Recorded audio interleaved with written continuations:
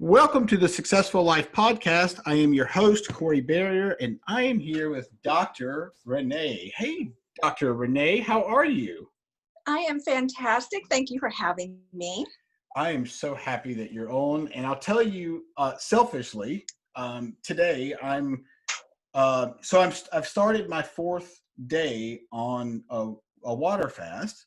And so this was not planned, obviously, but you're like the perfect person to talk to about this and what the benefits that it could do for your brain. But before we dive into all of that, so you're an author, you speak, you're a mentor. Tell me a little bit about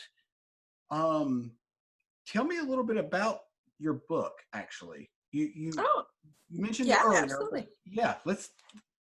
Well, my book is called The Unbecoming, A Journey Within. It came out January 11th of 2019, so 111. I was really, really adamant about that release date of synchronicity. And I started writing the book 3 years prior, and it was called A Journey Within. And I couldn't figure out how to write it. Every time I tried to write my life story, because I had experienced profound anxiety and panic attack as a kid, I had gone through several, crises in my life, traumas. I had overcome cancer, infertility. I had done, all these things that people thought were really interesting. And I said, okay, I'm going to write this book. And I went down sat down to write it, and it just wouldn't flow. And I just kind of felt like, why is this not happening for me? And I took a hiatus, and I decided I had to do something different. Now, I'm a big sci-fi fantasy kind of fan, as far as what I read and the shows that I watch, things like that. So I grew up, like Fringe and Supernatural, those kinds of shows were like the big things that I loved.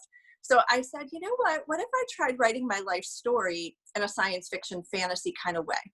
And that's what ended up happening. So when I sat down to write the book, it only took me 45 days from cover to cover to write the whole thing, because I was writing it in the true place of what I, really loved. And I didn't get stuck on writing it, because I was able to live through the traumas again and tell the story without reliving every ounce of pain in every aspect of my life. So the book is called The Unbecoming, because I got to a place in life where I realized, as the famous quote said, maybe it's not about becoming anything anymore. Maybe it's about unbecoming and releasing and letting go. And I thought at that moment, I was already, I was 40. And I said to myself, I still felt really heavy. I still felt like I wasn't doing what I wanted to do or where I was at, even though I was happy, I was successful.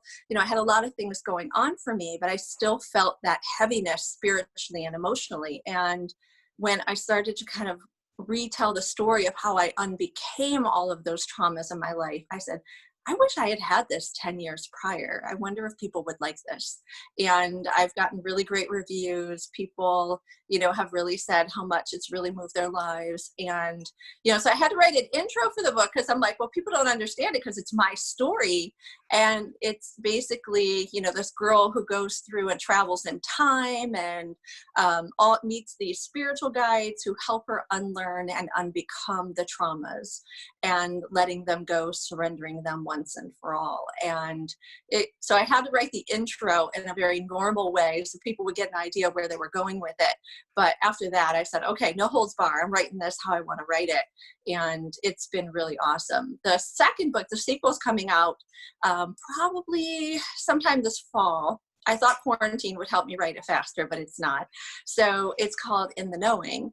And it's kind of where book one ends, which is a very, very huge sort of cliffhanger, takes you into book two, In the Knowing, which will be pretty fantastic. So it's a trilogy. I actually have 3 that I'm writing, or 2 more that I'll write with this one. Sweet. I did not know all of that. So okay, so one of the questions, and I don't even usually have questions for people, but I never do either, right? It makes so much more fun to just be organic. It really does. But you just said something that was super important to the one question that I had written down, which was, as I look over, so who have been the most important mentors in your life? Well, it's interesting because some are not living anymore, and some I've never physically met, and might say maybe past lives kind of felt like an influence from them. And so my father, first and foremost, is the one who I really probably suffered the most pain from when he died. He was my best friend growing up. He was my emotional, sort of comfort my whole life, because my mom, God love her, was not, the typical lovey, cuddly kind of mom. Dad was. So, I kind of benefited from him in my life. And then he succumbed to lung cancer, which spread to his brain. And I remember I write about this in my book, where he came to me in the kitchen one day and he said, because he knew he was very smart, my dad. So he helped me study all the way through, all of my degrees until I got into my PhD. He died right when I entered my PhD program, but he was always my study buddy. And he told me, he said, I know things are going to change once these tumors go into my brain, and I may not be the same again. I know it's really going to hurt you, but I want you to know, that I love you. And he said all the things he needed to say at that moment. But then I went into the spiral after he passed away. But he was probably the most quintessential force in my life, and still is. He was just such a beautiful soul. And I'd say beside that, my children, now, because everything that I went through, I was so paranoid, like anxiety and panic attacks and, the cancer and all these kinds of things. I was so worried, like genetically, what had happened to my children. Should I have children? Shouldn't I have children? And now I'm so blessed that I did. And it's the greatest thing I do every single day. So I just watch them. I follow their lead. They inspire me. My son has probably more Instagram followers than some basic human beings on the planet. He's already got a huge platform, and he's 9. So he's really inspiring. And then I would say probably like the non-living people, I've always been fascinated with graceful, really compassionate leaders, our Mother Teresa's of the time, and Grace Kelly, that kind of energy is something that I really, really work to espouse, and who I am and what I do. And then obviously the love of my life, my fiance, he's my writing coach, and really has helped me bring all of this together in my life as well. That's fantastic. So, Thank you. I think I love the story about your dad, because, Mm. I don't think that I've ever heard anybody tell me that they had a loved one, father, mother, whoever, come to them and say, I know things are going to change, like you said. That's pretty profound. And Yeah. he was way ahead of the curve, because most people Yeah. don't do that. Why is that? My dad was this really interesting spirit that he was very introverted, yet, was dynamic with those that he really loved. And where he worked, my dad was like a machinist for General Motors. So, he had no, he didn't go to school. He didn't even graduate high school. But he was one of those people who could figure anything out. He was so smart, and charming and just witty, and everybody loved him. But yet he was suffering. He was suffering from great bouts of depression. His sister had passed away when he was younger. He had never really gotten over that. He had panic and anxiety that he never understood. And so it always kind of, when he would be going through a moment, he would be on the couch for quite some time, And that's why I went into the field of psychology, was I was going to try to really take care of my dad, and then I realized, oh, I have all these issues too. So let me try to fix myself on top of all of it. But he really was one of these people I write about in my book that I feel like are these spirits that kind of cross over in time. They come back for a very significant purpose, but they're not here for a really long period of time. And I think that's his purpose, was for me to develop into what I am, and for my children particularly to be who they are now. And I think that's why he knew what he did, because that's why he was here in the first place. That's a great answer. Yeah. That's a Yeah. great answer. Wow. I agree. I think everybody, no matter when they come into our lives, serve a purpose, and Yeah. whether that be a good purpose or a bad purpose, typically, well, I suppose Yeah. it's perspective, really. But Right. that's, so that's awesome. Gosh, I'm just taken back at what, how the fourth, I guess the forethought, whatever it was, that whatever you call it, maybe the words got mixed up. So, okay, I have to ask really quick. So do you know Dr. Amen? That's a stupid question. Of course you know Dr. Amen. Yes. So do you agree with most of what he says as far as the sugar-free stuff and the impact that it has on the brain? Well, and it's funny because when asked these kinds of things, and yet when I think about the lifestyle that I kind of live, I don't always practice what I preach, which is really interesting in moments. But what I have really learned in my own research, my own experience working with children, adolescents, young adults now for 23 years, in my career as a professor, as a researcher, and as a practitioner, is people have varying responses based on a variety of differences. And so it's really hard. That's why I'm really scared right now in this pandemic with, the prescription protocol, because I know for a fact I could not take the drug that they're prescribing that's used for, arthritis and things like that, because I have RA.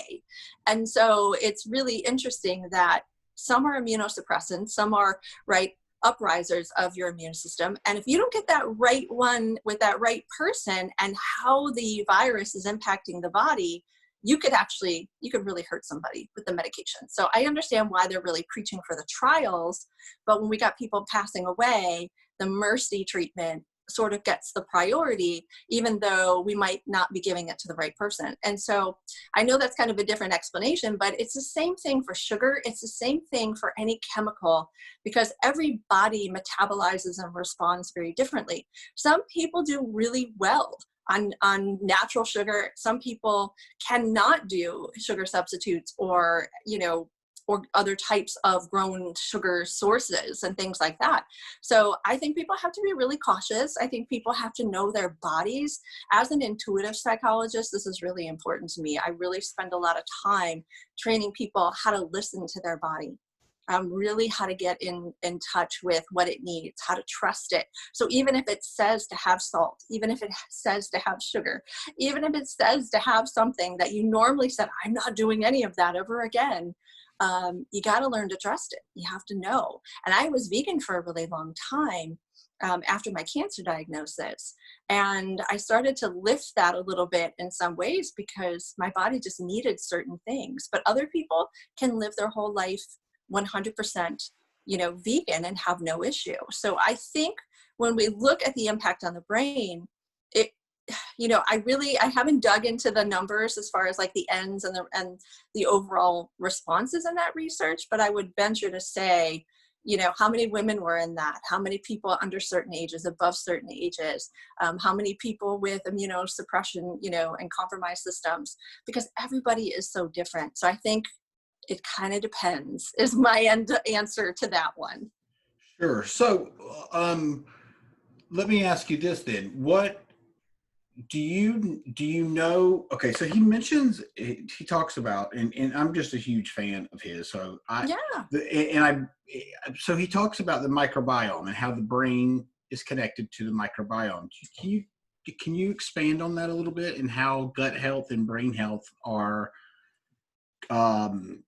correlated, I guess is the right word. Yeah, absolutely. And what's really interesting, I talked about this on my podcast not that long ago. I was shocked that recent research data of primary, internal medicine physicians, your everyday doctors we all go to first, right? Our primary care physicians. 50% are still split down the middle in believing in the mind-body-spirit connection. 50% don't think it's a significant player in overall medicinal routines. And 50% say, yes, they absolutely believe that the mind and the spirit and other parts of the body are greatly connected in their health. I was dumbfounded that many, 50% primary care physicians, I was like, are they older? Are they, I was trying to figure this out. So, So well, let me just stop you for a moment. So, are you saying that 50% of primary care physicians don't believe there's a connection? per that study, yes, and I can send you the link for that if you want to put it on there. But it was really interesting. It was, the N was significantly large. It was a major New England study, so variety of different universities, practicing doctor offices, cluster offices, all that kind of stuff. It wasn't just like little individual mom and pops. Sometimes it was, the big organizational units as well.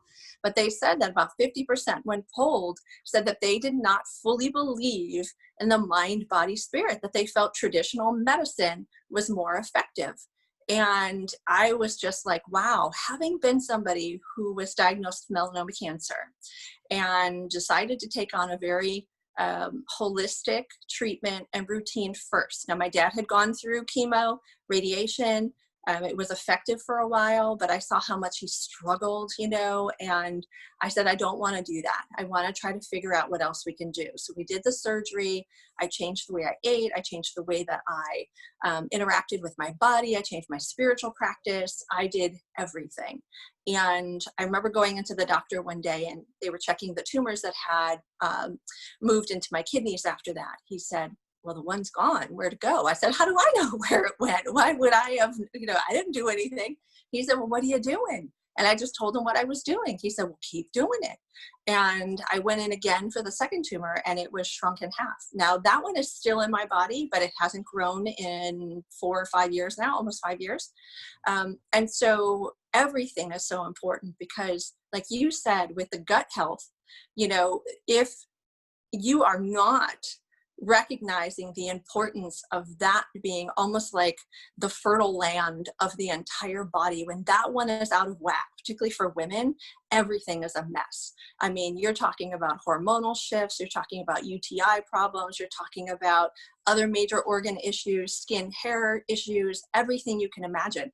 And so by focusing on that one particular aspect of our body, our digestive, elements right there, and how powerful it is, you improve brain performance, you improve memory function because you lower your cortisol levels, you're lowering your hormone responses. It makes sense, but you're also keeping your flora levels normal for women. You're just kind of keeping everything at bay. Now, some people though, they kind of abuse it by taking probiotics, which they might not need. And some people's bodies don't react very well to probiotics, so you got to be really careful, especially for those of us who have had cancer or pre-existing medical conditions. We can't just go taking a bunch of stuff and doing all these cleanses of our body. It can actually have really adverse reactions. So we have to be really careful and all of that. But as far as all the response to brain health being linked to gut health, absolutely, 100%. But everyone doesn't get there in the same way, if that makes sense. Like the water cleanse is fantastic, but for some people, they might want to do something different. Me having hormonal issues because of the result of the cancer that I had, I can actually raise certain levels of my body in very toxic ways. If I'm not careful, I can't go extremes and things like that in a health way. So I just think people have to be really cautious about what they're doing. And this is just one person. Remember all the other doctors? And I love them, I do, but remember all the other doctors who came out at one time or another about their diet and what they proposed and all those kinds of things. It's just about finding what is really going to make sense for you and also is going to honor your body to the best possible benefit.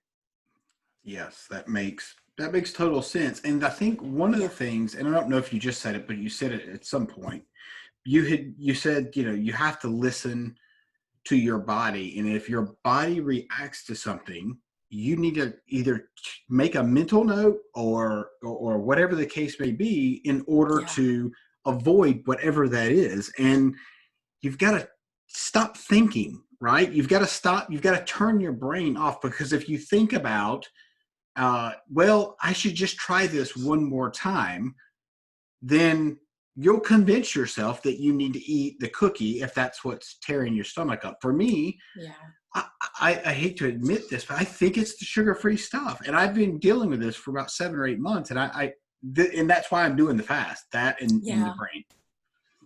Yeah. Yeah. And, some people have really come to the conclusion that some of those things are far more toxic than the natural remedies out there. But again, it really, really varies. And, you know, one of the things that I think is really important, like you're talking about listening to your body. I remember every night, when I was going through my therapies, like every night I would just lay in bed and I would just get really, really quiet. I would literally begin to listen for vibrations in my body. I would talk to my body in a way, within my own mind. It wasn't out loud being, those kinds of things, but talking to my body within myself. I was particularly talking to my kidneys. I was reminding them that I trusted and had the most utmost faith in what they were doing. And I know that they were feeling taxed, but I really, really believed in their ability to heal me and to do what they needed to do.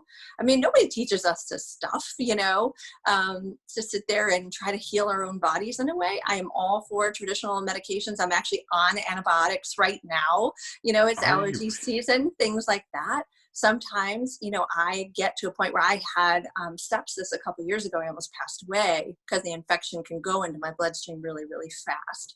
So I have to watch that. But trust me, it was a month that I tried without it.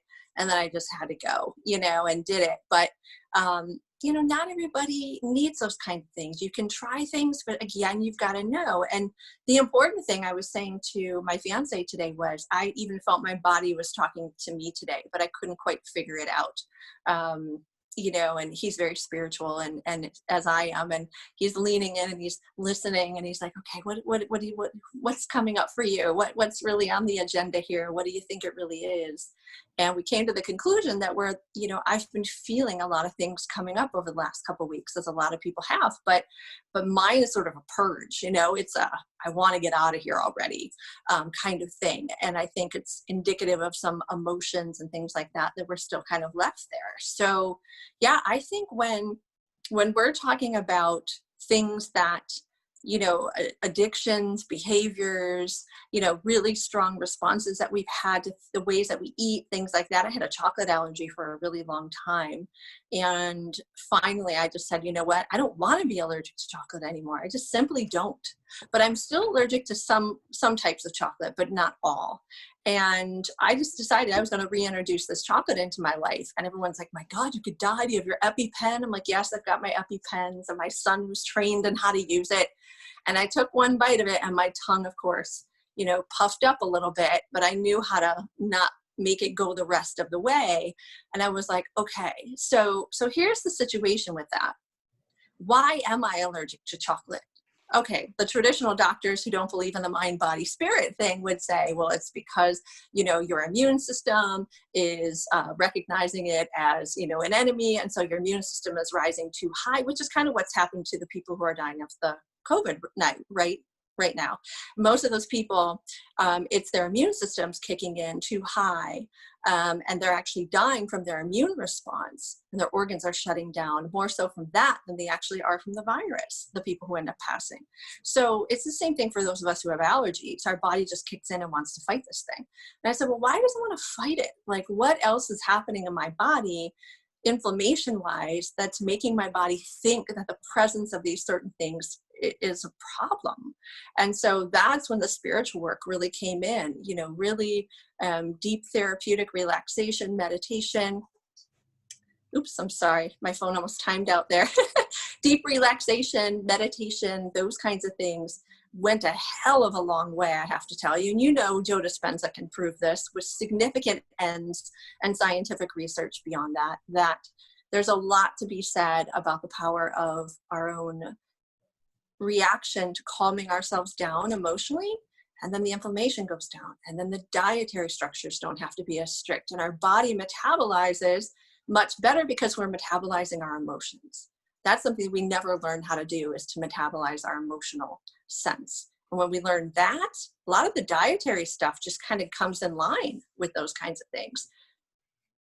Yeah, absolutely. So, one of the things that I was thinking about when you said that is, you don't have to believe every thought that comes into your brain, and what made me think of it is Joe Dispenza. I'm not sure if he's the one that said it or not. but I thought that was so interesting because that it's so true. Just like the last, 3 days, my brain has said, "Hey, You're you having need, yeah, hallucinations. yeah." I'm pretty close, not even lying. So Wait till your dreams tonight. Wait, you said it's day 4? yes, we started Oh day yeah. 4 at 12 o'clock today, and we're just Yeah. going to. So you're gonna peak. You'll peak 5, right? And so your dream state might be a little wonky, but you'll start coming back down after that. So if you have visitors in your dreams, it's gonna be okay. That's so funny, but it's yeah, and when I say don't believe every thought, meaning like Yeah. if I would have believed every thought, hey, you only need to go 3 days. I I would don't have been. believe any. I don't believe any thoughts that I have anymore. I This sounds swear to crazy, right? No, I don't believe no, any. ac- I don't it believe any. actually it doesn't sound crazy. Go, yes. Yeah, so I taught a whole course last year called Living and Loving from Your Heart. And it was so important to me because when I started this relationship with my fiance a couple years ago, I remember one thing you said to me. He said, I'm going to make a promise to you as I come into this relationship. I said, what is that? He said, I will always live fundamentally and wholeheartedly from my heart space. I've been dominated by my brain most of my life, and it's what led me to the demise of every prior relationship I was ever in. And I owe you the space to live straight from here and not upstairs. And I was fascinated by this. I was like, teach me. Well, I got to know what you're doing because, as an anxious individual and a scientist, I was totally revolving around my headspace, and memory was playing such a huge role in the quality of my life. And some of it was just bad historical memory that didn't have to be present, but it just kept being present, right? And so everything in my life now that I really try to do is every thought that even comes, I remember what I know as a person in the field of psychology is that most memory is actually ridden with, pits and valleys of decay over time. Our brain makes up stories to fill spaces and gaps because it hates spaces and gaps, right? And so it puts in false memories. You can look those up on YouTube. Those videos are wow, the way the false memories are created. And many kids, because of survival instincts and egocentric tendencies, which they're supposed to have as little kids to survive, everything is about them. And so, of course, they're going to blow things out of proportion, tell stories, tell fibs, tell lies. So it's really hard to get a good sense of whose brain is really more accurate. And so I fundamentally just said to myself, my brain has never served me well other than academics, but even there, it caused a lot of rumination and worry and anxiety and stuff like that over time. So how do you live from your heart? And there's a lot of research out there, empirical research now on heart virtues, the wisdom of the heart having its own intelligence system.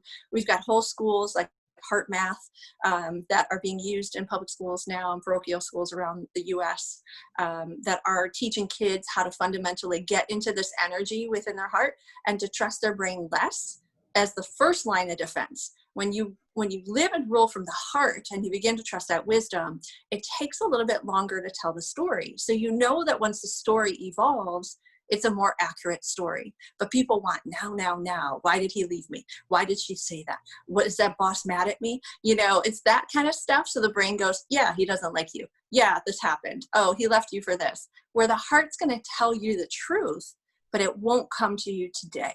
It might come to you next week or next month. And people hate that. People hate it. And so when you really can wait and be more quiet and you can not be forced to have to make decisions like that all the time, then the brain actually starts to align really nicely with the rhythm of the heart. And the brain actually starts to slow down. And you start to notice you don't have as much brain fog and your response time is slower, but it's more accurate. And I think that this pandemic is causing a lot of people to see that happening because we're having all this stuff that we can't do anything about. And now we're just feeling things emotionally. So yeah, I never listen to my head anymore as the first line. I'll go there like 3, 4, 5th step. And that's probably about it. That's fascinating. I did not, Isn't it? I have never really thought of it that way. That's super Yeah. interesting though. So tell me, and the people listening, like so if, Yep. Give me an example of a time that you chose to listen to your heart opposed to your brain, and you figured out, okay, it served me. Because the fact is, right, we have to prove to our brain that something is true in order for us to believe it, right? Mm-hmm. Because, except for like driving, well, not driving would be a great example. You didn't know how to drive when you were 16, but then you turned 16 and you figured it out. And now you don't have to worry about having to back out of the driveway because you instinctually know how to do that. Yeah. So almost lost my question, but I'm following. I get it. so yeah, so I think I did lose the question, but since you're following, I'm following it. Yeah, no worries. I'll help you out here. So, oh so yeah, let me, heart so brain. the first thing you mentioned right there was automaticity, right? So when we learn how to drive, we're actually not utilizing the thought processes and the way that we were when we first learned how to drive, right? So we go into automaticity, which is almost like, which is an aspect of memory, right? So when we think about the memory process, we've got the sensory register, which leads to the working memory, which then we've got to utilize strategies to get it to long-term memory, and we've got to somehow retrieve it. And sometimes that fails, right? Otherwise, everybody would be an A student. And, then we get it back in the working memory, which has the central executive, and it says, is this still useful? Okay, yes, but this has changed. And that's why we don't have short-term memory anymore. We have working memory in the middle. So now everything just keeps working. Everything keeps revolving, but it's memory. And so that's what's really important. So if you recognize that most of your cognitive thoughts are stored memories, not present moments. So very little of what's happening to you right now are you actually processing.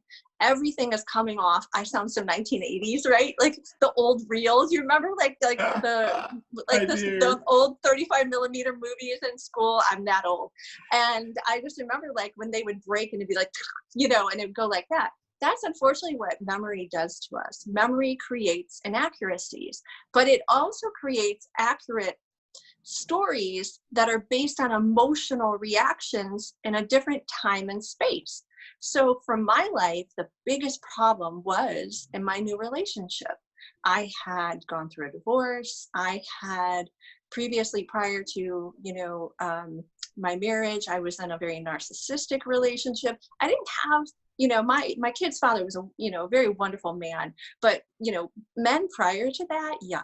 I did not have a good history. And unfortunately, I had all these stories about men and about relationships, and one thing after the other, stored up, stored up, stored up. So no matter what poor soul was coming into my life, that story reel was playing out for every innocent soul who was coming into my life. So the first minute that he demonstrated anything that was connected to any other behavior, even though I wasn't trying to do that, my brain would kick in. There you go. Just like the other one. Oh, he said that. Nope. Oh my God. Oh, this is that one again. This is that one again. And oh, these kinds of things. And you become this compulsive worrier who can't even be in the present moment because you're letting the brain lead the relationship. You're letting the brain tell you these people are okay because it's rating them based on prior knowledge of everybody else. And that's simply not fair, as you know. There are some basic things, of course, you want to know, basic behaviors. Is it just a sociopath? Is it this? Is it that? But honestly, it's not the most significant thing in the first moment that you're meeting somebody.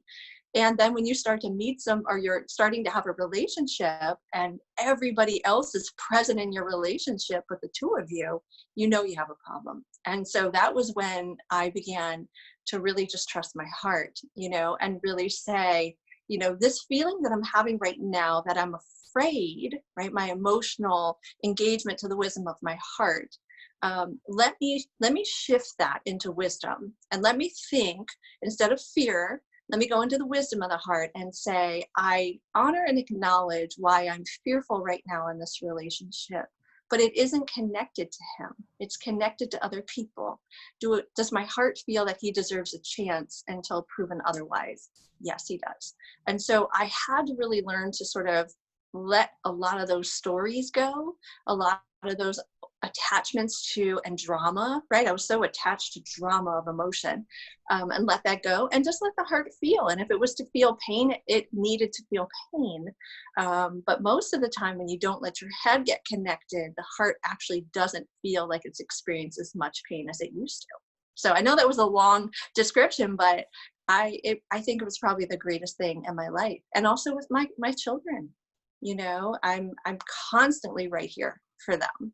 Not thinking about, well, what happened in my childhood, and did I live that experience, and I don't want them to live that experience. I let all that go. There's no way that's coming in for my kids, because that's why I have panic disorder, because my mother lived like that, and that's one way to break that generational wounding, is living from your heart. So I think that's an interesting point. You said your mother used to live that way. Yeah. Can you share with everybody, like, how much how much is it generational? Meaning, if my mom has bipolar, if she has depression, and she has anxiety, what are the chances of me genetically did I say that right? Inheriting? Yeah. That doesn't sound right for some reason. But anyway, Yeah. I'm following you. I got you today. I've got you today. So don't worry. I appreciate that. Okay, so here's some more cool stuff, okay? So not only the brain wisdom stuff, which is like super ass cool, right? So the other really cool research I'm really living into these days is epigenetics. So as you know, epigenetics simply means our ability to undo the genetic coding, right? That we thought that we were so bound to. So my father had a stroke, had cancer. His mother had a stroke. My mom's dad had cancer. So genetic probability for me doesn't look so good, does it? For a lot of things, even though my cancer was very different than my dad's cancer, but those kinds of things. But there is something to be said in epigenetic research today that shows us that we can undo, unravel, unbecome, hence the weird uncanniness of that to my book. Some of those programs and codes don't have to live out. They just don't have to live out. They're still present, right? They're still there because they're your story, they're your memory of your history.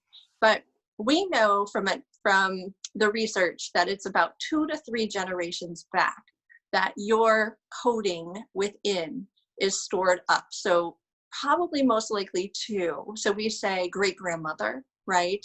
Or mom, grandmother, it'd be grandmother to great grandmother is most likely whose life you're living out right now. So I was interviewed about this on a radio show a while ago out of Seattle, and it was a really cool conversation because I remember the caller calling in and saying, well, how do I know if this is mine? And how do I know that any of the things that I'm feeling, this depression is mine, this is, and it probably isn't. It probably isn't.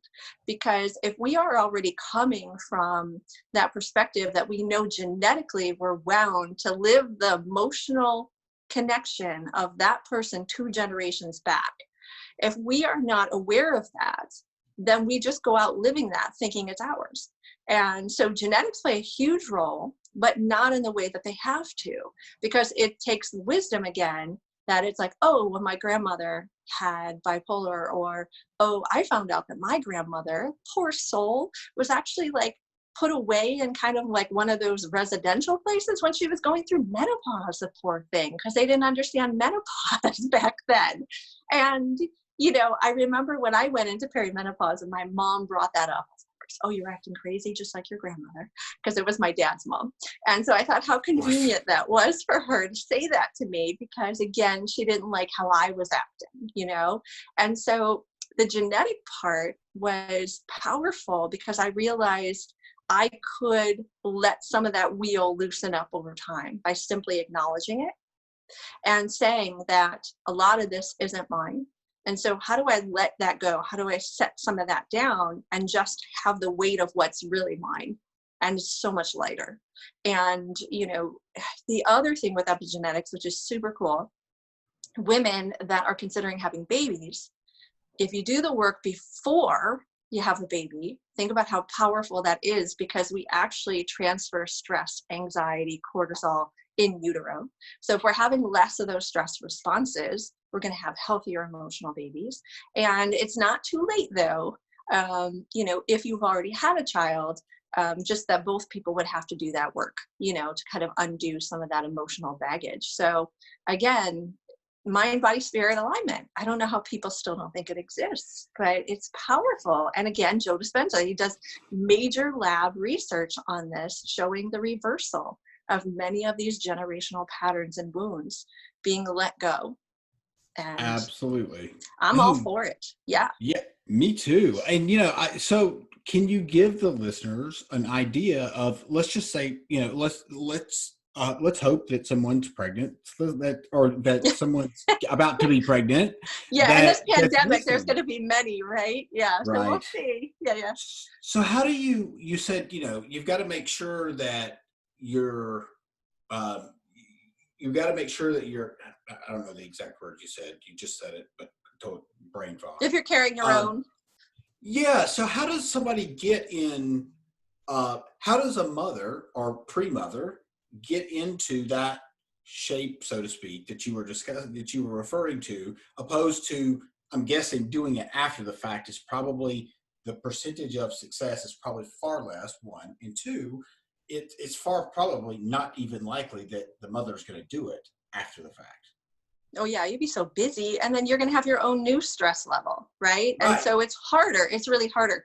But one of the things that's important, and this is a very spiritual explanation, because in order to really determine what energy is ours and not ours takes a little bit of investigation, right? We can't just lay there and be like, okay, this is grandma's, sometimes it does take some spiritual intervention, some energy workers, things like that, if you believe in those kinds of things. There's great people who do soul retrieval, energy refragmentation, where they can go ahead and really look into things and figure out, for me as a very young child, I faced a lot of traumas. So there were very many fragmented pieces that sort of broke off in me emotionally that went down below my conscious, right? So that's how the shadow gets formed. And so, people who are trained, such as myself and other people who know how to look for that. There's people out there who do really cool things like quantum EFT, which is emotional freedom technique, which a lot of you guys probably know, which is simply the tapping that a lot of people use for stress. There's a quantum aspect now added within it, where we can actually, I'm not trained in quantum EFT, but one of my best friends is, who can actually take you into past lives and find these emotional triggers. And it's super cool. I had one session and I was sold. I was like, oh my God. Hypnotherapists can really help you. Make sure they're trained and didn't get their license out of Cracker Jack box, please. Because anybody can be a hypnotherapist today, and that scares me. But those kinds of people can help you, or you can just really begin to do some deep level meditation and relaxation and, think to yourself about, what was your greatest emotional trigger? And was it mom's words? Was it mom's actions? Did you really do anything? Or was it more mom's response and reaction to what she thought you were doing, which was more her own fears and pensiveness about things that happened to her? Right. And so you can begin to I do this what we call emotional calibration, where we'll dig through some of your early traumas. I kind of use the ACEs study kind of stuff, where we really measure the level of trauma and number of traumas that you might have as a child, and look at those and try to thread them on a spectrum of emotionality. What are your highs and your lows compared to your normal frequency of your emotions? And if there's really these highs and lows, that's a good sign that those aren't yours. And it allows us to kind of begin to reorganize and deconstruct some of that. And that's a big part of the unbecoming, is the deconstruction. I don't want to be this anymore, because this isn't even mine. And even if it is mine, I don't like it. And I don't want to take it with me anymore. And we can begin to deconstruct those components and build back up in the reconstruction phase who I really want to be moving forward. So that's a lot of explanation, but there's spiritual things, there's traditional medical hypnosis, there's everyday practice. Traditional therapy can be really helpful as well. And somebody who's trained more on the emotional side, like a gestalt theorist or therapist, or somebody who utilizes a combined theory. Cognitive behavioral therapy, I don't think will get you there by itself, but other types of therapies can be helpful. That was a great answer. Thank you. Thank you. So so sorry, thank God you're a psychiatrist, because you like, or psychologist, whichever it is. You're sitting there thinking, like, I know what he's going through. Yeah, I'm an intuitive too, so I could maybe even like begin to read your thoughts. Don't get me going, but no, I'm just kidding. Yeah. Now, do you also? Let me just ask you this, and we'll wrap up here in a moment. But do you also have you studied micro expressions? No, I haven't studied it, but I mean, I've read and have become familiar and things like that. So have you been interested? Have you been looking into it? So my wife actually she's a micro expression expert. Nice. Yeah. So meaning, when I say that's what they call her, expert, meaning she spent hours and hours with to take a class and pass the test and so on and so forth. It's interesting. Now, did she do it with the emotion coding program and stuff like that, or was it something separate? I don't know what you mean by emotional coding. It's a program. It's a big training program, things like that, where people teach you, the basic language of emotions, how the brain codes them, how the body reacts to them, how to read them via people, practice. It's kind of like a combined program with NLP sometimes.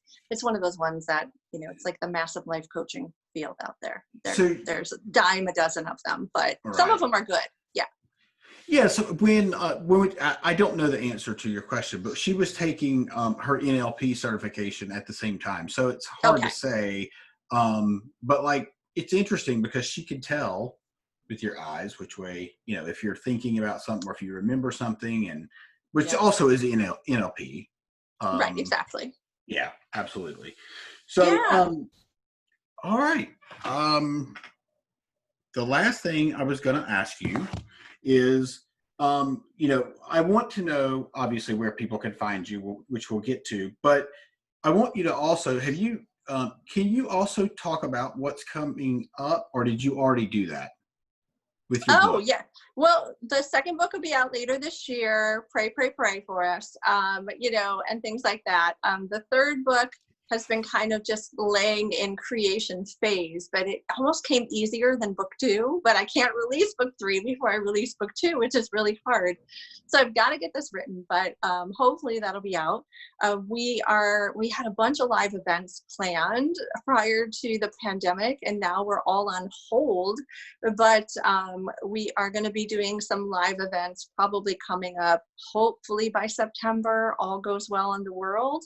But I definitely do a lot of healing events and things like that in person as well as online, helping people to begin to, really trust their intuition related to their body and their emotions and their own well-being. And I do a lot with schools as well, which are not in work, right in service right now, but teaching children about meditation and Qigong healing. And so you'll see a lot of that coming out probably in the next year. So now I have another question. So you go in and teach kids about meditation? I do. Yeah, absolutely. And my son is a big one. He's always on my page and in my story. He does a lot of the Qigong. Oh, sorry. My phone keeps coming through. I thought I shut that off. But my son, he's a big one who does meditation with me and Qigong healing. My daughter has been doing meditation. My son just turned 9 yesterday. My daughter is going to be 11 in a couple of months, and she's been meditating for over 8 years. So yes, I love when I go into the schools and they see me and they're like, "Oh, Dr. Renee," they're already sitting on the floor and they're all ready, to do it. And they giggle and they think it's funny while you're doing it, and you can't do it for 25 minutes or anything like that. Sometimes you get 5 and 7 and that's all you get. But the moving meditation like Qigong is really cool, especially for boys, who's lacking frontal lobe at that point of 4th, 5th, 6th grade.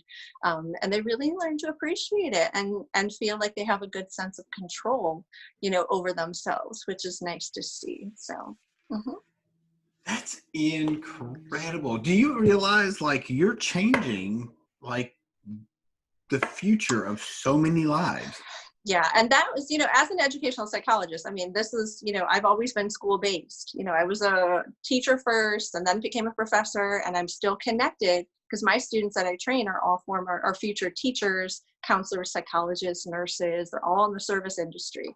And so I still get to go to the schools and see the great work they're doing. And then I go, and do workshops and things like this too. But this is my purpose. This is why I'm here, is predominantly to work with the kids. So, and it's nice to work with the adults because then it gets to the kids, right? And I love when the adults come to me and they're like, oh, my kid's having a problem. I need you to work through it. And then I end up coaching them instead of their kid. But I love working with the kids. It's the greatest. That's incredible. Yeah, that's super, super impressive. So when you go in to do a meditation class, what age group are we talking? Like, oh, and anywhere from 8 and up, so 3rd grade and up. K through 2, even though I've worked with the kindergartners, oh God, it's a little frustrating because, again, their attention span is like 3 seconds and they want to know more about you. So the moving meditation like Qigong and other things like that are really beautiful, or just basic general elements of martial arts can even be really beneficial with breath work for them. Or you can just have them focus on something, like go outside and take a walk, and there's this little drop of water on this little leaf. Let's look at it, and let's look at it in the sun. Let's look at it over here. Did it change? What did you see? What do you hear right now?